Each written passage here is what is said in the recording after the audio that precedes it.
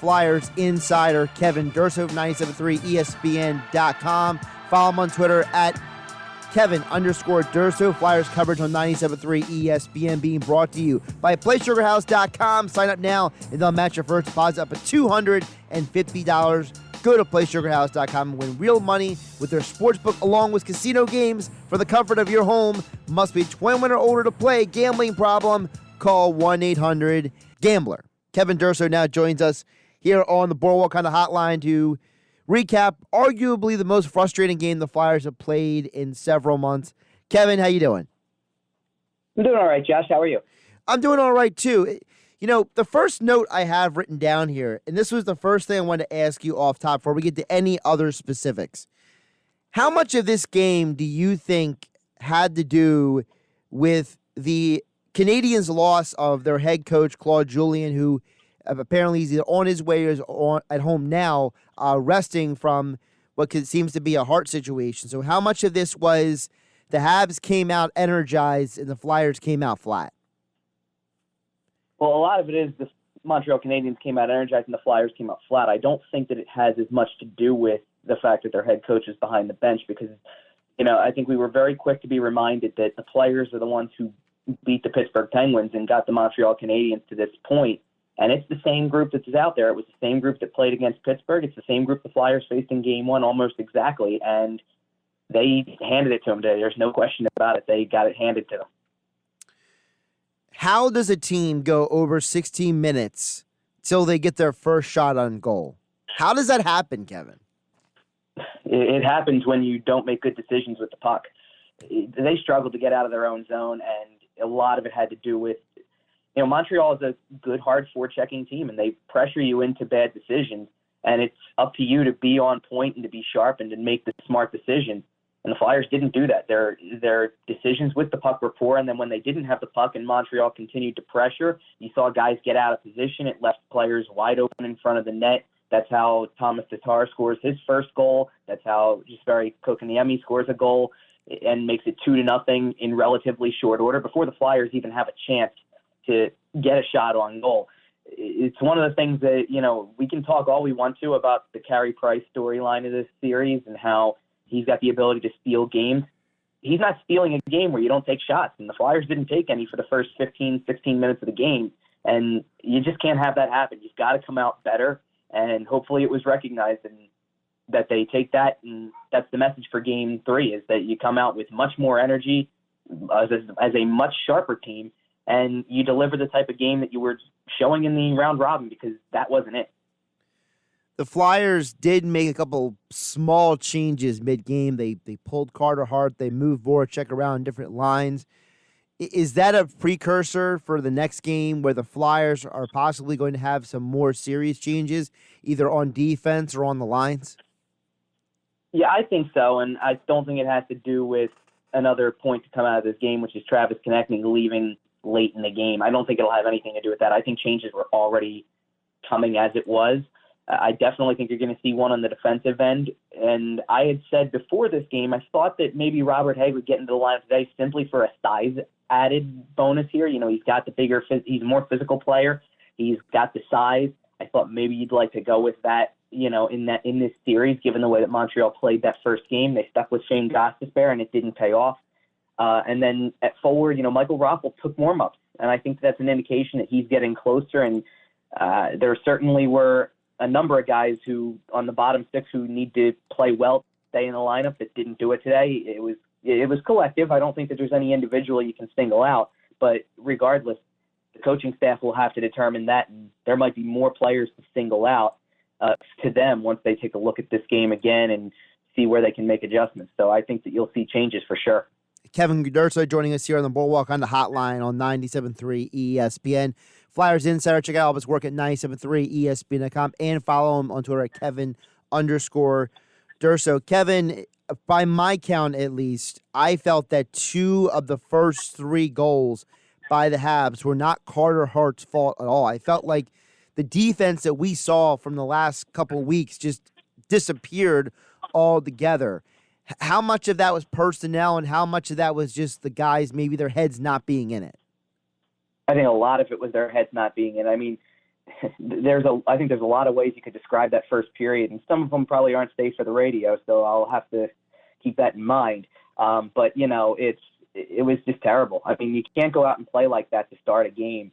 I didn't even think that Carter Hart was at fault for any of the first 3 goals. The first 2 are rebounds right to the front of the net that he's got to try to react quickly, and there's not much he can do on those. And I thought Tatar's second goal, which was the power play goal early in the second period, perfectly placed shot. Not much you can do about that either as a goaltender. So I think that he was the one who was probably the least at fault for a lot of this. And it was mostly positioning and guys not being ready. I just think that they weren't ready for this game in any way, shape, or form.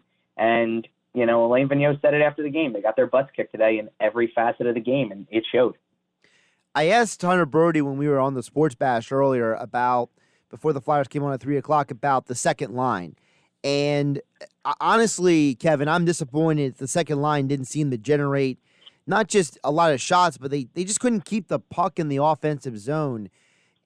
Is there a possibility they could shake up that line a little bit, not just because of Konechny going down and what his status is, but also because it seems like Hayes is doing his job, but maybe the 2 other guys are just not vibing with him like in this game?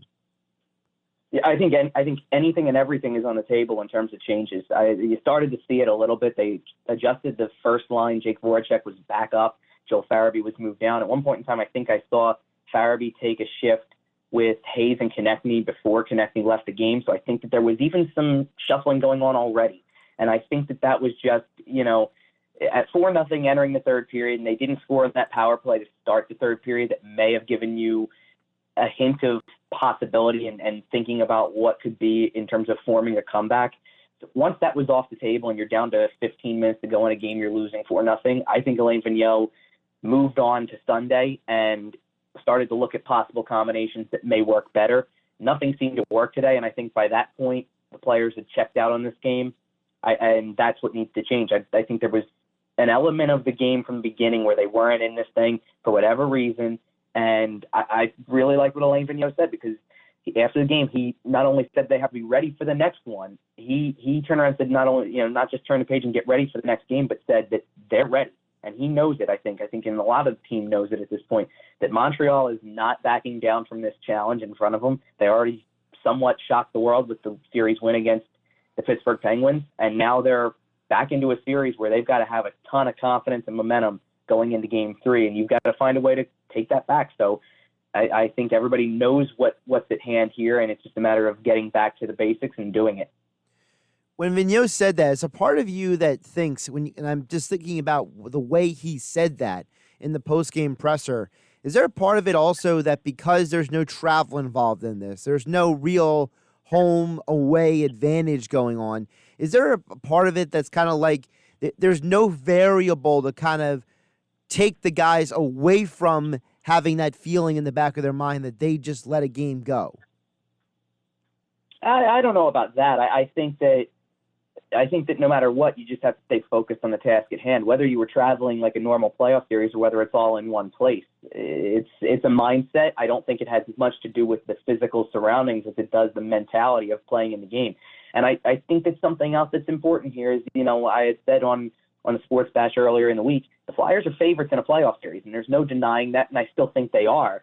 But there's something to be said about that mindset for a team when you haven't been in a playoff series before or only have one to your whole experience at this point. And I think a lot of the Flyers, being as young as they are, I think there was an element of even playing, some people said it was a B-C game in Game 1, and they still came out with the win. I think that to that point, maybe they felt a little invincible in that sense, and maybe they didn't think that Montreal would have that kind of effort for Game 2 either. And I think that they got exactly what they deserved because they didn't come out ready to play. Montreal did. It showed on the scoreboard. It showed in a lot of the other areas of the game. And now you've got to regroup and you've got to correct it and realize that no team is going to back down to the challenge of trying to win these games and take it as seriously as possible and trying to move on to the next round. And there's a lot left in this series. That's the good part. It's only one game. I don't know that it's time to hit the panic button, but there's a lot of things to be concerned about with this team. Kevin, you mentioned that feeling of invincibility. Is this maybe then a necessary loss to kind of like shake them up and refocus them then? I think that there's something to be said, not in the loss, but getting shut out, getting blown out in a game, and having to really take your lumps for this one. I think there's something to be said about that. I don't think it feels the same way if you come out, have a really bad first period, work your way back into the game, and lose, say, 4-3. I think that there's something to be said for not having it from the very opening face-off of the game, giving up 2 goals relatively early. One was very early. The other one was still before the 10-minute mark. And watching the final score be 5-0, realizing that nothing that you did worked and a lot of what they did worked. And that I think should come into play for this next game coming up on Sunday. I think that you need to take that.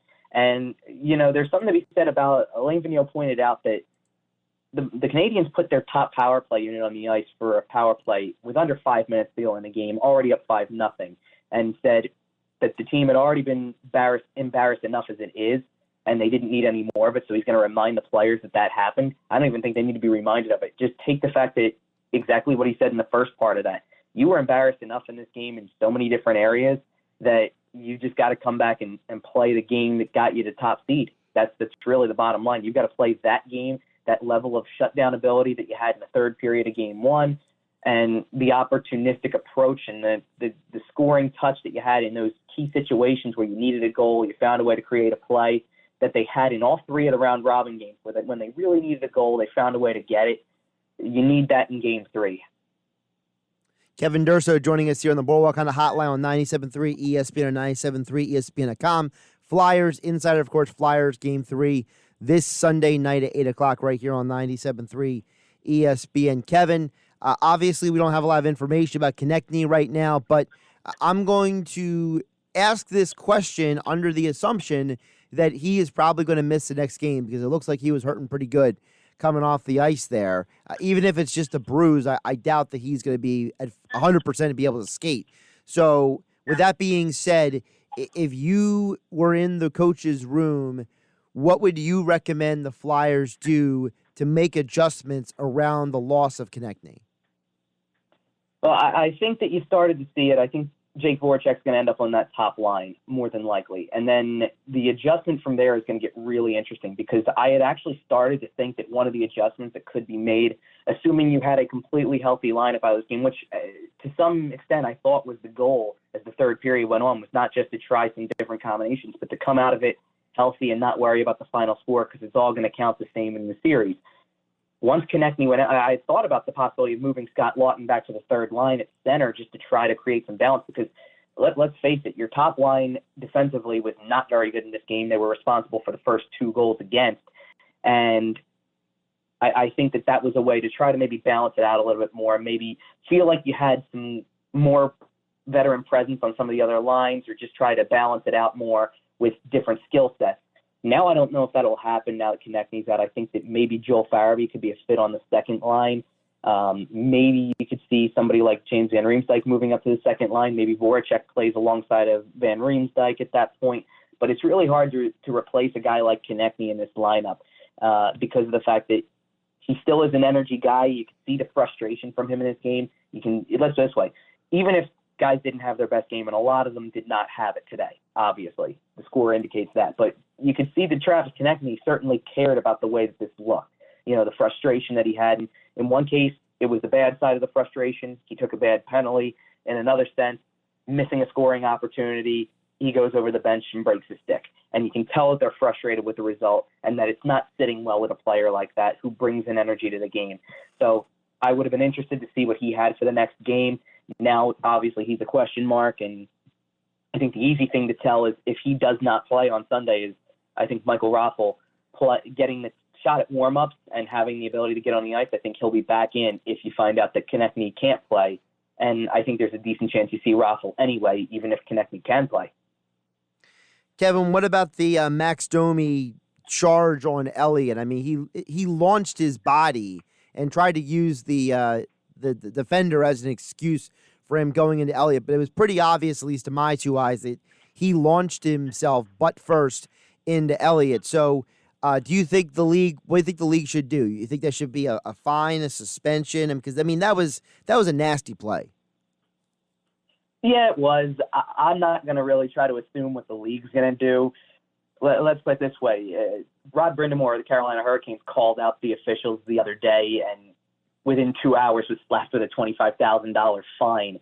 So obviously you can say a lot of things about the officials, and that's the response you're going to get. It doesn't really seem like it's changing one way or the other. I don't see anything happening as a result of that, just because I think it's par for the course. I don't like the play, obviously.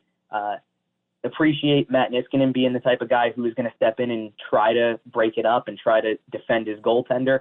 Would have probably liked to have seen even more at that point, because you're down 4-0 in the game already. As if that wasn't bad enough, you don't need to see your goaltender get plowed over like that, especially your backup after the starter was out. You just don't need to see it. At that point in time, you should be raring to rip somebody's head off at that point. And I don't know if that was the response I saw. So nonetheless, I don't think anything's happening around the league. I think that it's going to stay the way it is, and nothing's really going to come of that. They're going to say it's part of the game, and it is what it is. There is a bit of irony, is there not, that you go into this, you see that they're pulling Carter Hart, and you're like, why are they pulling him so early? And then it almost feels like that Vigneault almost saved Carter Hart from that hit coming at him without even knowing it was coming. So in almost some ways, it kind of worked out, the fact they pulled Carter Hart when they did. Yeah, there is an irony to it, and what he was probably trying to do was save him of more embarrassment in the game than what was already dished out. They had already, realistically, I don't know, he couldn't be faulted for any of the 4 goals, in my opinion. 2 guys left in front of the net, a perfect shot, and then one that bounces off your defenseman's skate after really just one of the worst shifts of the game I think that was there. I think just a terrible shift with, Justin Braun and Shane Gostisbehere were not good at that moment. And then, you're also caught with your 4th line on the ice, which is not exactly your defensive strong suit there. And there's nothing wrong with having the 4th line out there, because it was Montreal's 4th line. It's a matchup that you try to create. But, man, they didn't look good on that one at all. And I think that all it was being done, the intention was just get him off the ice before it gets any worse, because obviously this is going to go down as his worst playoff start to date. And you try to just do that, and it actually happens to have some sort of impact on it, because Brian Elliott's the one who's in there and ends up taking that hit from Max Domi. It's ironic, and it doesn't really play into the decision. I think the decision was just to get him out of there before anything worse happened on the ice in terms of the score, but it works out that he's not the one who took that hit, and you're going back to him on Sunday for sure. So it's good to get him off the ice when they did and allow the entire team to move forward as a result. Kevin, one more before I let you go, and I appreciate the time, especially the flexibility right after the game. So looking ahead to game number 3 Sunday night, in your mind, without having a lot of time to digest all of this, what is the one thing the Flyers have to do to get back in the win column on Sunday night? There's a lot of things they need to do, actually. I think the first thing is to keep it simple. Keep the approach simple here. I mean, first of all, they weren't a shoot-first team in both games, and I think they need to start being on Carey Price, because that's the way to beat them, is to get a lot of shots on net and have high shot volume, get traffic to the net. It needs to happen. But I think the bigger thing is that you've got to be able to match Montreal's energy. They're coming at you in waves. They're coming at you hard, and you've got to do it from the very beginning of the game, because you can't have lapses like that from the start. You can't come out flat. You can't come out sloppy. You've got to play sharp and crisp hockey here. And if they can I think the biggest thing I need to see is a good start, because they had a decent start in game 1. It led to a power play opportunity where they scored. They got the lead, and from there they were in control because they led. I think they were handed a new situation in this game because they hadn't trailed yet at all since the round robin began. And now I think they struggled with that position, to be honest. I think that they did not handle it well, and they continued to play that flat game, and Montreal was able to dictate the whole style of play, the physicality, the forecheck, force them into mistakes, take advantage of the opportunities that were there. It needs to turn the other direction. I'm not going to try to sit here and say that the Montreal Canadiens are going to fold up and be a team that looks like a 12 seed all of a sudden again, but I am going to say that the Flyers need to come out and look like the more dominant and more effective team early in a game to set the tone, especially after the result like this. Kevin, before I let you go, I just want you to play along with me here for a second. This is Carter Hart. What number of playoff starts technically under this new rule with the qualifying round? this start 3 or 4? This would be 5. Yes, it's 4 for him then. So it was the 5th playoff game, so the 4th start for him. Perfect, because this lines up perfectly. So there is a Hall of Fame goaltender in his 4th start in a specific postseason that also allowed 5 goals that year. His team went on to the conference finals and went 7 games with the eventual Stanley Cup champion. That goaltender happens to be Martin Brodeur. So I think if Carter Hart and the Flyers have a similar run in success after this win, I think they're going to be okay, right? Yeah, I think they'll be fine. And here's the thing. I think Carter Hart will be fine. He's bounced back before, and he'll bounce back again. And I don't think that you got to look at the situation he was in, where when so much is happening around you, where your teammates are putting you in a bad spot, the opportunities in front of the net, the traffic in front that can lead to a puck going in off of a skate, even all of that type of stuff. I think that he can recover from that no problem. I think that he's shown that before. And, let's see what the team's mentality is in Game 3 as well. This is a team that hasn't lost back-to-back games in what feels like forever now. It goes back way beyond February, March, like it was before the pause.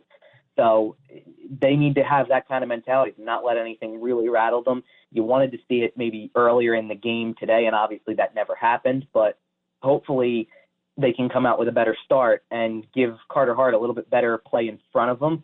This looked like we shot texts back and forth throughout parts of the game, and I said this was shades of last year's team, and that's not a good place to be. This is the team that went through a number of goaltenders, and the play in front of every single one of those goaltenders wasn't very good.